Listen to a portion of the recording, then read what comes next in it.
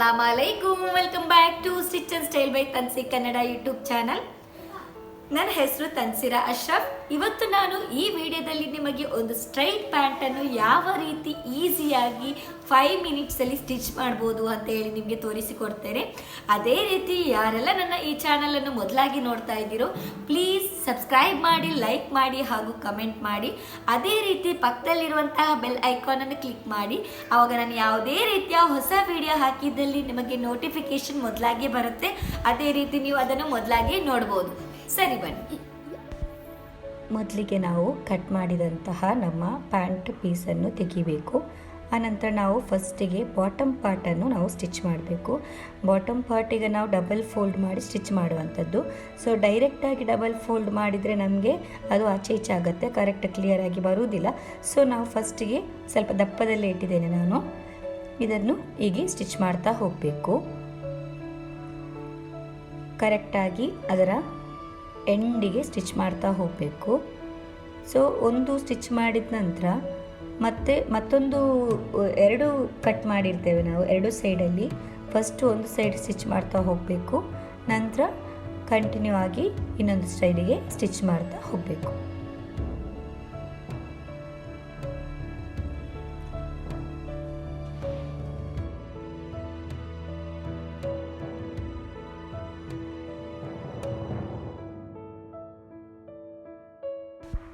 Next ನಾವು ಹೇಗೆ ಈಗ ಸ್ಟಿಚ್ ಮಾಡಿದ್ದೇವೆ ಅದೇ ದಪ್ಪದಲ್ಲಿ ಇನ್ನೊಂದು ಫೋಲ್ಡ್ ಮಾಡಿ ನಾವು ಆಗ ಎಂಡಿಗೆ ಸ್ಟಿಚ್ ಮಾಡಿದ್ದೇವೆ. ಸೊ ಈಗ ನಾವು ಸ್ವಲ್ಪ ಮೇಲೆಗೆ ಸ್ಟಿಚ್ ಮಾಡಬೇಕು. ನೋಡಿ ನಾನು ಕರೆಕ್ಟಾಗಿ ಮಡಿಚಿದ್ದೇನೆ. ಅದೇ ದಪ್ಪದಲ್ಲಿಟ್ಟರೆ ಕೆಳಗೆ ಸ್ವಲ್ಪ ಪ್ಯಾಂಟ್ ನಮ್ಮ ಬಾಟಮ್ ಸ್ವಲ್ಪ ದಪ್ಪದಲ್ಲಿದ್ದರೆ ಮತ್ತೆ ಕೂಡ ಸ್ವಲ್ಪ ನೋಡಲಿಕ್ಕೆ ಕೂಡ ಒಳ್ಳೇದು ಕಾಣ್ತದೆ. ಸೊ ಈಗ ನಾನು ದಪ್ಪದಲ್ಲಿ ಸ್ಟಿಚ್ ಮಾಡ್ತಾ ಹೋಗ್ತಾ ಇದ್ದೇನೆ, ಫಿನಿಶಿಂಗ್ ಕೊಡ್ತಾ ಹೋಗ್ತಾ ಇದ್ದೇನೆ. ಎರಡೂ ಸೈಡ್ ಕೂಡ ಅದೇ ರೀತಿ ಸ್ಟಿಚ್ ಮಾಡ್ತಾ ಹೋಗ್ತಾ ಇದ್ದೇನೆ. ಈಗ ನಮ್ಮ ಬಾಟಮ್ ಪಾರ್ಟ್ ಸ್ಟಿಚಿಂಗ್ ರೆಡಿ ಆಯಿತು. ಕರೆಕ್ಟಾಗಿ ಎರಡೂ ಸೈಡ್ ಕೂಡ ನಾನು ಸ್ಟಿಚ್ ಮಾಡಿ ಆಗಿದೆ. ಈಗ ನಾವು ಅದನ್ನು ಮಡಿಚಿ ನಾವು ಮಾರ್ಕ್ ಮಾಡಿರ್ತೇವಲ್ಲ ಆ ಮಾರ್ಕ್ ಮಾಡಿದ ಕಡೆಗೆ ಸ್ಟಿಚ್ ಮಾಡ್ತಾ ಹೋಗಬೇಕು. ನಮ್ಮ ಪ್ಯಾಂಟಿನ ಆಸನದಿಂದ ಸ್ಟಾರ್ಟ್ ಮಾಡಬೇಕು. ಆಸನಕ್ಕೆ ಕೂಡ ನಾನು ಮಾರ್ಕ್ ಮಾಡಿದ್ದೇನೆ ನೋಡಿ. ಆ ಮಾರ್ಕಿಂದ ನಾನು ಕರೆಕ್ಟಾಗಿಟ್ಟು ಕಾರ್ನರಿಂದ ಬಾಟಮ್ವರೆಗೆ ಸ್ಟಿಚ್ ಮಾಡ್ತಾ ಹೋಗಬೇಕು.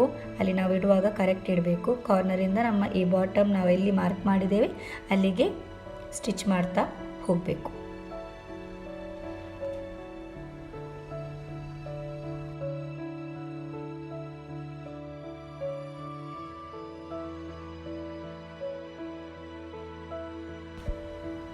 ಈಗ ನಾನು ಇದರಲ್ಲಿ ಸ್ವಲ್ಪ ಅಗಲವಾಗಿಯೇ ಮಾರ್ಕ್ ಮಾಡಿದ್ದೇನೆ. ಸೊ ಯಾಕಂದರೆ ಇದು ಸ್ವಲ್ಪ ಫ್ಯಾಟ್ ಮೆಜರ್ಮೆಂಟ್. ಸೊ ನಿಮಗೆ ನೀವು ಹೇಗೆ ಮೆಜರ್ಮೆಂಟ್ ತೆಗಿತೀರಿ ಆ ರೀತಿಯಾಗಿ ಸ್ಟಿಚ್ ಮಾಡ್ತಾ ಹೋಗಿ. ಒಂದು ಕಡೆ ಆದ ಕೂಡಲೇ ನೀವು ಡಬಲ್ ಸ್ಟಿಚ್ ಮಾಡ್ತಾ ಹೋಗಿ, ಯಾಕಂದರೆ ಸ್ವಲ್ಪ ಟೈಟ್ ಆಗಿದ್ದರೆ ಒಳ್ಳೆಯದು, ಇಲ್ಲದಿದ್ದರೆ ಅದು ಲೂಸ್ ಬಿಡ್ತಾ ಹೋಗ್ತದೆ. ಸೊ ಈಗ ನಾವು ಈ ಒಂದು ಪ್ಯಾಂಟಿಂದ ನೋಡ್ಕೋಬೇಕು, ನಾವು ಮಾರ್ಕ್ ಮಾಡಿದ ಕಡೆಗೆ ಇನ್ನೊಂದು ಸೈಡಿನ ಪ್ಯಾಂಟಿನ ಕಾಲಿಗೆ ಕೂಡ ನಾವು ಮಾರ್ಕ್ ಮಾಡ್ತಾ ಹೋಗಬೇಕು. ಕರೆಕ್ಟಾಗಿ ಮಾರ್ಕ್ ಮಾಡ್ತಾ ಹೋಗಿ. ಹೊಸದಾಗಿ ಕಲಿಯುವವರು ಫುಲ್ ಮಾರ್ಕ್ ಮಾಡ್ತಾ ಹೋಗಿ, ಬಟ್ ನಾನಿಲ್ಲಿ ಫುಲ್ ಮಾರ್ಕ್ ಮಾಡ್ತಾ ಹೋಗಲಿಲ್ಲ. ಸೊ ಇಲ್ಲಿ ಕೂಡ ಹಾಗೆ ಇಲ್ಲಿಂದ ಕೆಳಗೆ ಬಾಟಮಿಂದ ಆಸನದವರೆಗೆ ಜಾಯಿಂಟ್ ಕೊಡ್ತಾ ಹೋಗಿ.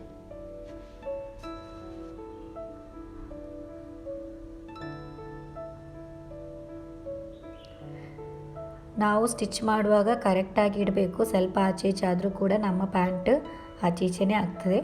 ಸೊ ಈಗ ನಾನು ಫುಲ್ಲು ಸ್ಟಿಚ್ ಮಾಡ್ತಾ ಹೋಗ್ತಾ ಇದ್ದೇನೆ. ಡಬಲ್ ಸ್ಟಿಚ್ ಕೂಡ ಕೊಡಿ. ಕಾರ್ನರಿಗೆ ಸ್ವಲ್ಪ ಟೈಟ್ ಮಾಡಿ ನಂತರ ಸ್ವಲ್ಪ ಡಬಲ್ ಸ್ಟಿಚ್ ಕೊಡ್ತಾ ಹೋಗಿ, ಯಾಕಂದರೆ ನಮ್ಮದು ಯಾವತ್ತಿದ್ರೂ ನಮ್ಮ ಪ್ಯಾಂಟ್ ಬಿಚ್ಚೋಗೋದಿಲ್ಲ. ಈಗ ಎರಡೂ ಕಡೆ ಕೂಡ ನಾನು ಸ್ಟಿಚ್ ಮಾಡಿದ್ದೇನೆ. ಎರಡು ಸೈಡ್ ಕೂಡ ನಮ್ಮ ಪ್ಯಾಂಟಿನ ಎರಡು ಪಾರ್ಟ್ ಕೂಡ ಸ್ಟಿಚ್ ಆಗಿದೆ. ನಂತರ ನಾನು ಅದನ್ನು ಸರಿ ಮಾಡ್ಕೋಬೇಕು, ಯಾಕಂದರೆ ಉಲ್ಟಾ ಸ್ಟಿಚ್ ಮಾಡಿರುವ ಕಾರಣ ನಾವು ಸರಿ ಇದಕ್ಕೆ ತಗೊಂಡು ಹೋಗಬೇಕು. ನಂತರ ನಾವು ಒಂದೇ ರೀತಿ ಮಾಡಿ ಎರಡೂ ಕಡೆ ಕೂಡ ಒಂದೇ ರೀತಿ ಮಾಡಿ ಇಡಬೇಕು. ಈಗ ನೋಡಿ, ಇದು ಈಗ ನನ್ನ ಪ್ಯಾಂಟಿನ ಆಸನದಿಂದ ಬಾಟಮ್ವರೆಗೆ ಸ್ಟಿಚ್ ಆಗಿದೆ. ಈಗ ನನಗಿರುವಂಥ ಕೆಲಸ ನನ್ನ ಈ ಪ್ಯಾಂಟಿನ ಇದು ನಮ್ಮ ಬಾಟಮ್ ನೋಡಿ, ಪ್ಯಾಂಟಿನ ಇದನ್ನು ಜಾಯಿಂಟ್ ಮಾಡ್ತಾ ಹೋಗಬೇಕು. ನಮ್ಮ ಆಸನ ಕರೆಕ್ಟಾಗಿ ಜಾಯಿಂಟ್ ಮಾಡ್ತಾ ಹೋಗಬೇಕು. ಎರಡೂ ಸೈಡ್ ಕೂಡ ಕರೆಕ್ಟಾಗಿ ಡಬಲ್ ಸ್ಟಿಚ್ ಕೊಡ್ತಾ ಹೋಗಬೇಕು. ನಂತರ ನಾವು ಮಾಡಬೇಕಾದದ್ದು ಇಲಾಸ್ಟಿಕ್ ಇಡುವಂಥದ್ದು, ಬೆಲ್ಟ್ ಮಾಡುವಂಥದ್ದು. ಇದಕ್ಕೆ ಕೂಡ ಹಾಗೆ ನಮ್ಮ ಬೆಲ್ಟ್ ಇಡುವ ಜಾಗದಲ್ಲಿ ಫಸ್ಟಿಗೆ ನಾವು ಒಂದು ಸ್ಟಿಚ್ ಕೊಡ್ತಾ ಹೋಗಬೇಕು. ಯಾಕಂದರೆ ನಾನು ಮೊದಲೇ ಹೇಳಿದಾಗೆ, ಬಾಟಮ್ಗೆ ಹೇಳಿದಾಗೇ ಫಸ್ಟಿಗೆ ನಾವು ಡೈರೆಕ್ಟ್ ಸ್ಟಿಚ್ ಮಾಡಲಿಕ್ಕೆ ಆಗೋದಿಲ್ಲ. ನಂತರ ನಮಗೆ ಬೇಕಾದಂತಹ ಇಲಾಸ್ಟಿಕ್ಕನ್ನು ನಾವು ಫಸ್ಟಿಗೆ ಎಷ್ಟು ಮೆಜರಿಗೆ ಬೇಕು ಅಂತ ತೆಗೆದು ಅದನ್ನು ಸ್ಟಿಚ್ ಟೈಟಾಗಿ ಕೊಡಬೇಕು. ನಂತರ ನಾವು ಆ ಪ್ಯಾಂಟಿಗೆ ಇಟ್ಟು ಕರೆಕ್ಟಾಗಿ ಎಳೆದು ಸ್ಟಿಚ್ ಮಾಡ್ತಾ ಹೋಗಬೇಕು. ಯಾಕಂದರೆ ನಮ್ಮ ಇಲಾಸ್ಟಿಕ್ ಸಣ್ಣದಿರ್ತದೆ, ಸೊ ನಮ್ಮ ಪ್ಯಾಂಟಿದ್ದು ಮೆಜರ್ ದೊಡ್ಡದಿರ್ತದೆ. ಸೊ ನಾವು ಈಗ ಫುಲ್ ಸ್ಟಿಚ್ ಹೊಡಿತಾ ಹೋಗಬೇಕು. ಸ್ವಲ್ಪ ಎಳೆದು ಅಂದರೆ ಇಲಾಸ್ಟಿಕ್ ಆದ ಕಾರಣ ಸ್ವಲ್ಪ ಮುಂದಕ್ಕೆ ಎಳೆದು ಅದನ್ನು ಫುಲ್ಲು ಸ್ಟಿಚಿಂಗ್ ಕೊಡ್ತಾ ಹೋಗಬೇಕು. ಅನಂತರ ಎಲ್ಲ ಸ್ಟಿಚಿಂಗ್ ಆದ ನಂತರ ಜಸ್ಟ್ ಒಮ್ಮೆಗೆ ನಾವು ಅದನ್ನು ಹೀಗೆ ಎಳೆದು ಸರಿ ಮಾಡಬೇಕು. ನಂತರ ಮಿಡ್ಲಿಗೆ ಒಂದು ಸ್ಟಿಚ್ ಕೊಡ್ತಾ ಹೋಗಬೇಕು. ಮಿಡ್ಲಿಗೆ ಸ್ಟಿಚ್ ಕೊಡುವಾಗ ಸ್ವಲ್ಪ ಎಳೆದು ಕೊಡಿ, ಯಾಕಂದರೆ ಅದು ಇಲಾಸ್ಟಿಕ್ ಆದ ಕಾರಣ ಮತ್ತೆ ಕಟ್ ಆಗ್ತದೆ. ಈಗ ನಮ್ಮದು ಸಿಂಪಲ್ ಆಗಿರುವಂಥ ಒಂದು ಸ್ಟ್ರೈಟ್ ಪ್ಯಾಂಟ್ ರೆಡಿಯಾಗಿದೆ. ಯಾರೆಲ್ಲ ಹೊಸದಾಗಿ ಕಲಿತೀರೋ ಅವರೆಲ್ಲರೂ ಕೂಡ ಈ ವಿಡಿಯೋ ನೋಡಿ ಅದನ್ನು ನೀವು ಕೂಡ ಟ್ರೈ ಮಾಡಿ. ಯಾರೆಲ್ಲ ಹೊಸದಾಗಿ ಈ ಚಾನಲನ್ನು ನೋಡ್ತಾ ಇದ್ದೀರೋ ಪ್ಲೀಸ್ ಸಬ್ಸ್ಕ್ರೈಬ್ ಮಾಡಿ, ಲೈಕ್ ಮಾಡಿ ಹಾಗೂ ಶೇರ್ ಮಾಡಿ. ಅದೇ ರೀತಿ ಪಕ್ಕದಲ್ಲಿರುವಂಥ ಬೆಲ್ ಐಕಾನನ್ನು ಕ್ಲಿಕ್ ಮಾಡಿ, ಆವಾಗ ನಾನು ಯಾವುದೇ ಹೊಸ ವಿಡಿಯೋ ಹಾಕಿದಲ್ಲಿ ನಿಮಗೆ ನೋಟಿಫಿಕೇಷನ್ ಬರುತ್ತೆ. Thank you.